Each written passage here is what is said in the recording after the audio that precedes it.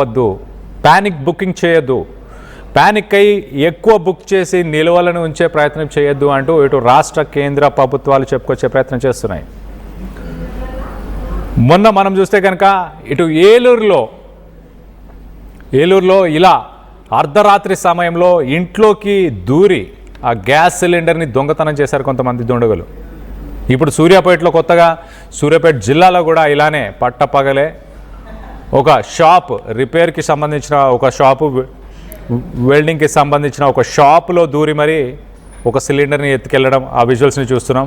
దీనికి సంబంధించి మరింత అప్డేట్ తీసుకునే ప్రయత్నం చేద్దాం. మొన్న ఏలూరు ఇన్సిడెంట్కి సంబంధించి మాట్లాడుకునే ప్రయత్నం చేద్దాం. మొదటగా మా ప్రతినిధి మనోజ్ ఉన్నారు, మనోజ్తో మాట్లాడి తెలుసుకునే ప్రయత్నం చేద్దాం. మనోజ్, చెప్పండి, ఇటు అర్ధరాత్రి పూట ఇళ్లలో సాధారణంగా చోరీ చేస్తే బంగారమో డబ్బులో విలువైన వస్తువులను తీసుకెళ్తుంటారు, కానీ సిలిండర్ని టార్గెట్ చేస్తూ సిలిండర్సే కావాలన్న ఉద్దేశంతో ఏలూరులో ఆ ఘటన చోటు చేసుకుందా?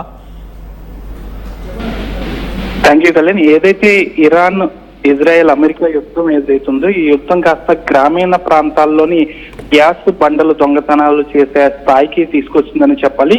ఈ మధ్య కాలంలో ఈ యుద్ధ నేపథ్యంలో దాదాపుగా ప్రతి గ్యాస్ ఏజెన్సీల వద్దకు గ్యాస్ ఏవైతే ఉంటాయో సిలిండర్కు అవి